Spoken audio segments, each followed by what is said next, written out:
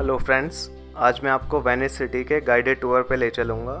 पहले हम देखेंगे रोमांटिक गोंडोला राइड, फिर हम चलेंगे ग्रैंड कैनाल की बेहद खूबसूरत राइड पे जिसमें कैनाल के दोनों तरफ बहुत ब्यूटीफुल पैलेसेस और साइट्स दिखेंगी, और लास्ट में हम चलेंगे सेंट मार्क स्क्वायर जहाँ बहुत पुरानी हिस्टोरिक बिल्डिंग्स हैं। ये वेनिस ट्रैवल सीरीज़ का सेकंड एपिसोड है। अगर आपने पहला एपिसोड नहीं देखा है तो आप उसे भी ज़रूर देखें, उसके लिंक मैंने नीचे डिस्क्रिप्शन में दिए हुए हैं। मेरा नाम है Jitendra Kumar Sharma. Let's begin.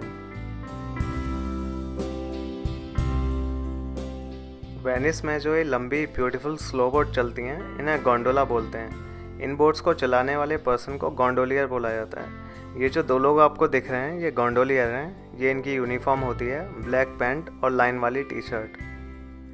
Venice में गोंडोला राइड करना वेनिस जाने वाले हर टूरिस्ट का ड्रीम होता है। ये गोंडोलास आपको शहर की सारी मेन टूरिस्ट अट्रैक्शंस पे दिख जाएंगे, जैसे कि Saint Mark Square, Rialto Bridge और भी कई जगहों पे। ये जो वेनेटियन गोंडोला राइड है, ये बेहद रोमांटिक होती है लेकिन बहुत महंगी। 40 मिनट की राइड के दिन में आपको 80 यूरो लगेंगे और शाम 7 बजे के बाद करीब 100 यूरो, मतलब कि करीब 8,000 रुपये। शाम को ये इसलिए महंगी होती है क्योंकि जो बिल्डिंग्स में लाइटें जल रही होती हैं उसकी कैनाल में रिफ्लेक्शन पड़ती है, जिससे कि उस राइड की खूबसूरती बढ़ जाती है और उस टाइम भीड़ भी कम होती है, तो ओवरऑल चार्म बढ़ जाता है। अगर आपको और अच्छा एक्सपीरियंस चाहिए तो आप गोंडोलियर को गाना गाने के लिए बोल सकते हो, लेकिन उसके लिए वो 20 यूरो एक्स्ट्रा चार्ज करेगा, देख लेना। लेकिन महंगी होने के बाद भी मैं जो कपल्स हैं उनको सजेस्ट करूँगा कि ये ज़रूर ट्राई करना चाहिए उनको। चाहो तो आप भी कर सकते हो, लेकिन जो हनीमून पे आए उनको तो ये डेफिनेटली ट्राई करना चाहिए। लेकिन अगर आपको ये राइड करनी है और आपको ये महंगी लग रही है तो सस्ती करने की भी एक ट्रिक है। देखो क्या है कि प्राइस तो है फिक्स, नेगोशिएट करने का कोई फ़ायदा नहीं क्योंकि इनकी यूनियन होती है पूरी। तो टोटल 6 लोग अलाउड होते हैं एक बोट पे, एक राइड में टोटल। तो आप जितने भी लोग हो, जितने बचे टोटल 6 करने के लिए, आप उतने लोगों को इनवाइट कर सकते हो अपनी बोट पे कि आप हमें ज्वाइन कर लो, और जो भी कॉस्ट आएगा उसे हम स्प्लिट कर लेंगे। और इस तरह प्राइस शेयरिंग से, बोट शेयरिंग से आपको ये जो राइड है सस्ती पड़ेगी, लेकिन इससे जो रोमांस है इस जगह का वो ख़त्म हो जाएगा। तो आप देख लेना जो भी आपको सूट करे। लेकिन राइड से पहले आप गोंडोलियर से इस राइड का जो प्राइस है, ड्यूरेशन है और रूट है वो पता कर लेना, ताकि बाद में दिक्कत ना आए। रूट का ऐसा है कि जो ग्रैंड कैनाल है, अगर आप उस पर राइड चलवा रहे हो तो वहाँ वाटर ट्रैफिक बहुत होगा, भीड़ बहुत दिखेगी आपको, तो उससे जो आपका चार्म है राइड का वो कम हो जाएगा। तो आप गोंडोलियर को बोल सकते हो कि आप इस राइड को जो पीछे के स्ट्रीट हैं जहाँ लोकल लोग रहते हैं, आप वहाँ पे ले चलो। आप डेफिनेटली ज़्यादा एंजॉय करोगे क्योंकि वहाँ लोकल्स के अच्छे ब्यूटीफुल घर होते हैं और भीड़ भी बहुत कम होती है।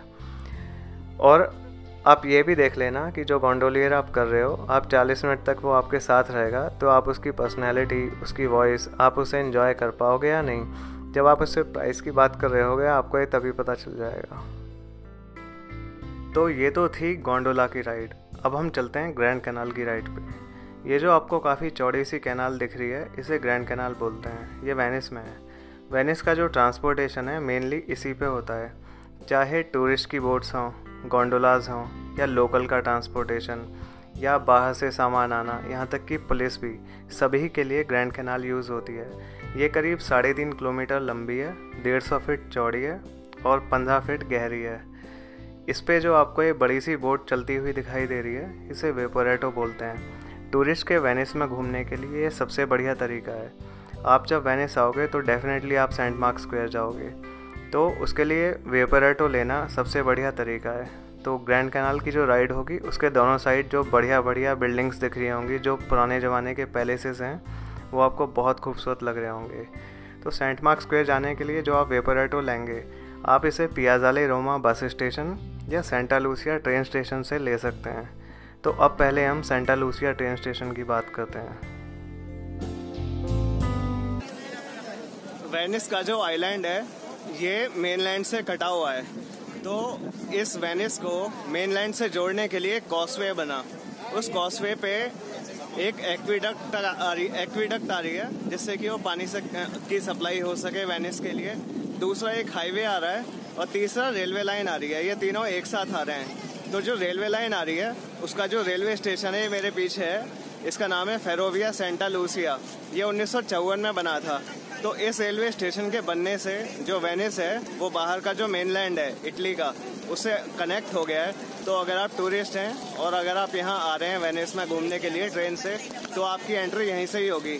इसे फेरोविया भी बोलते हैं। वैसे स्टेशन का नाम सेंटा लूसिया स्टेशन है। अब हम सेंट मार्क स्क्वायर जाने के लिए वेपोरेटो की राइड लेंगे। वेपोरेटो की जो टिकट हैं आपको सेंटा लूसिया ट्रेन स्टेशन के सामने बने इनके ऑफिस में मिल जाएंगी। एक टिकट 7.5 यूरो की है और उससे आप 75 मिनट के लिए फ्रीली घूम सकते हैं वेपोरेटो से। But passes provide more value for your money. एक दिन का पास 20 यूरो का पड़ेगा, 2 दिन का पास 30 यूरो का और 3 दिन का पास 40 यूरो का। ओवरऑल जो ये पास हैं वो टिकट से ज़्यादा सस्ते पड़ेंगे। सारी राइड का इंडिविजुअल कॉस्ट अगर आप टिकट लेके कैलकुलेट करो तो पास ज़्यादा सस्ता है। पास से ये भी फ्रीडम है कि आप जब मन करे वेपोरेटो में चढ़ो, जब मन करे उतरो, बार बार टिकट की लाइन में भी नहीं लगना पड़ेगा। तो आपको पास लेना चाहिए। जो वेपोरेटो है ग्रैंड कैनाल से आपको सेंट मार्क स्क्वायर ले जाएगी। ग्रैंड कैनाल के ऊपर से लाइन 1 और लाइन 2 जाती हैं वेपोरेटो की, और वो ही आपको वापस ओरिजिनल डेस्टिनेशन पे लेके आएंगी जो भी आपकी है। लाइन 1 45 मिनट की राइड है और लाइन 2 से 25 मिनट की राइड है। उसके स्टॉप थोड़े कम है। अब हम शुरू करने जा रहे हैं ग्रैंड कैनाल की राइड वेपोरेटो से। हम सेंटा लूसिया ट्रेन स्टेशन से शुरू कर रहे हैं और सेंट मार्क स्क्वायर तक जाएंगे। ये वाली जो बिल्डिंग है ये सेंटा लूसिया स्टेशन के ठीक सामने है।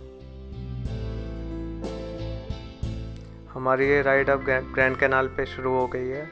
ये ग्रैंड कैनाल पे बेहद खूबसूरत घर, एक के बाद एक सारे घर एक से बढ़ के एक हैं।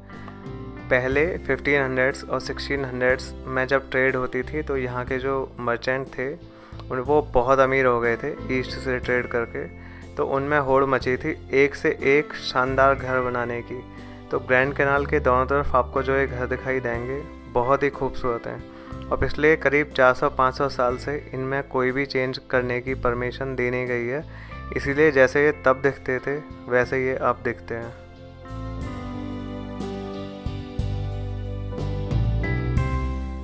ये जो आपको बिल्डिंग दिखाई दे रही है आप इसे ज़रा ध्यान से देखें। इस तरह की बिल्डिंग्स पूरे वेनिस में आपको दिखाई देंगी। इन बिल्डिंग्स में जो ग्राउंड फ्लोर है वो वेयर हाउस हुआ करता था मर्चेंट्स का, मतलब गोदाम। क्योंकि ट्रेड बहुत होती थी तो जो सामान लाते थे वो या जो सामान आता था उसे ग्राउंड फ्लोर पे स्टोर करा जाता था। उससे ऊपर का जो फ्लोर है फर्स्ट फ्लोर, उस पर शोरूम हुआ करता था। उससे ऊपर का जो फ्लोर है वहाँ पे रिच नोबल फैमिलीज रहती थी और उनकी विंडो बड़ी होती थी ताकि ज़्यादा सनलाइट एंटर कर सके उनके फ्लोर पे। सबसे ऊपर सर्वेंट का क्वार्टर्स हुआ करता था, उसकी विंडोज़ छोटी छोटी होंगी। और सबसे ऊपर छत पे किचन हुआ करती थी। किचन सबसे ऊपर इसलिए थी ताकि आग लगने का खतरा कम हो सके। पूरी ग्रैंड कैनाल की राइड के दौरान जो आप वेपोरेटो पे कर रहे होगे आपको दोनों तरफ बहुत ही ब्यूटीफुल घर दिखाई दे रहे होंगे और ये मेरा दावा है कि आप इनसे इम्प्रेस हुए बगैर रह नहीं पाओगे।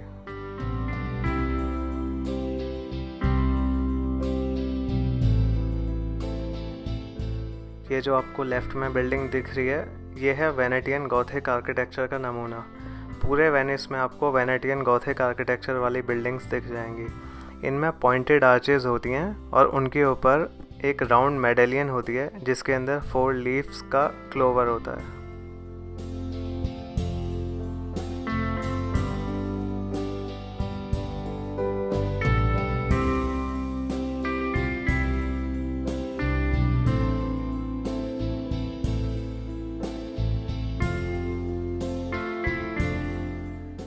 ये जो आपको सामने ब्रिज दिख रहा है ये है वेनिस का फेमस रियाल्टो ब्रिज।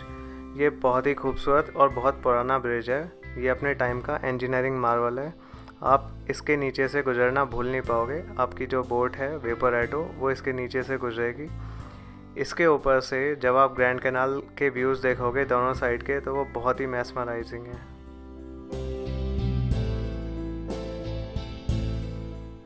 ये है रियाल्टो ब्रिज के ऊपर से ग्रैंड कैनाल का एक साइड का ब्यूटीफुल व्यू।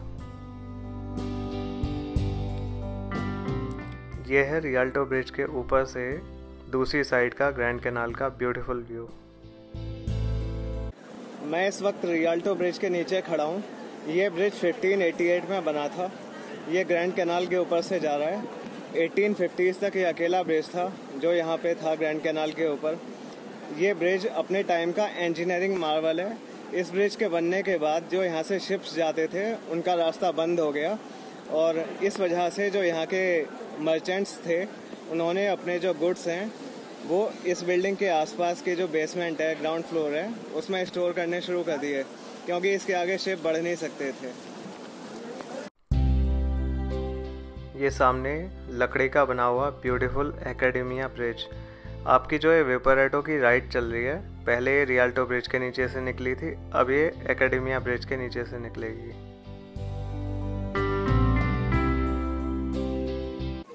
मैं इस वक्त खड़ा हूँ एकेडेमिया ब्रिज के ऊपर। ये एक वुड का बना ब्रिज है। 1854 तक यहाँ पे एक कास्ट आयरन का ब्रिज हुआ करता था, उसे कुछ टाइम के लिए रिप्लेस कर दिया इस लकड़ी के ब्रिज से। ये सोच के कि बाद में हटा देंगे, लेकिन कभी भी इसे रिप्लेस नहीं किया गया और ये वुड का एकेडेमिया ब्रिज आज भी बहुत यहीं पे खड़ा है और यहाँ से चारों तरफ के बड़े अच्छे व्यूज दिखाई देते हैं। ये जो लकड़ी का एकेडेमिया ब्रिज है ये ग्रैंड कैनाल के ऊपर है। अगर आप मेरे पीछे की तरफ देखेंगे तो आपको एक गुम्बद सी दिखाई दे रही होगी। ये यहाँ की एक बहुत ही फेमस चर्च है। इसका नाम है सेंटा मैरिया ला डी सैल्यूट चर्च। ये चर्च 1630 में बनाई थी क्योंकि उस टाइम वेनिस की 1/3 पॉपुलेशन प्लेग से खत्म हो गई थी। तो उस टाइम तो पता नहीं था लोगों को कि ये चूहों से होता है प्लेग, तो उन्होंने चर्च बनाई ताकि सेंट मैरी जो होती हैं उनसे प्रे कर सकें कि आप प्लीज हमें प्लेग से बचा लो। ये है एकेडेमिया ब्रिज के ऊपर से ग्रैंड कैनाल का बेहद खूबसूरत व्यू। आपको थोड़ी सी दूरी पे ला सैल्यूट चर्च दिखाई दे रही होगी।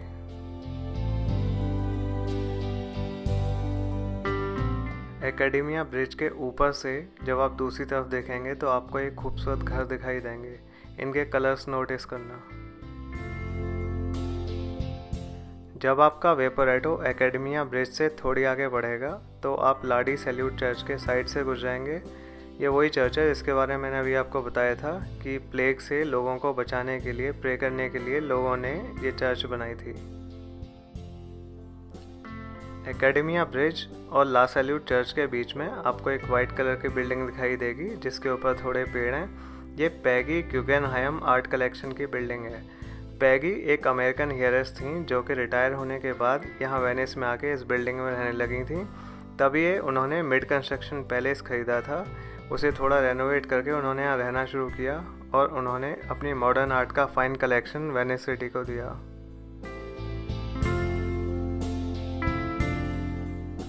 थोड़ा सा और आगे जाके सेंट जॉर्ज आइलैंड आएगा। यहाँ पे एक खूबसूरत बेल टावर है। आप इसके टॉप पे जाना, यहाँ से वेनिस सिटी के बहुत ही ब्यूटीफुल व्यूज़ दिखाई देंगे। ये जो सेंट जॉर्ज आइलैंड है ये सेंट मार्क स्क्वायर के ऑपोजिट है। फाइनली हम अपनी डेस्टिनेशन पे आ गए हैं जिसका नाम है सेंट मार्क स्क्वायर। ये जो आपको दिख रहा है यही सेंट मार्क स्क्वायर है। यहाँ पे हम उतरेंगे, लेकिन अब टाइम की शॉर्टेज की वजह से मैं इस एपिसोड में आपको सेंट मार्क स्क्वायर नहीं दिखा पाऊँगा। तो वेनिस ट्रैवल सीरीज़ का जो अगला एपिसोड है, एपिसोड नंबर 3, उसमें मैं आपको सेंट मार्क स्क्वायर की सारी हिस्टोरिक साइट्स दिखाऊंगा। और अगर आपको वेनिस जाने से रिलेटेड कोई भी हेल्प, जानकारी, कुछ भी चाहिए तो आप मुझे बेझिझक कांटेक्ट करिए। मुझे कांटेक्ट करने के जो लिंक्स हैं वो मैंने नीचे डिस्क्रिप्शन में दिए हुए हैं, आप आसानी से देख सकते हैं। दोस्तों, मेरा नाम है Jitendra Kumar Sharma. Thanks a lot for watching this video.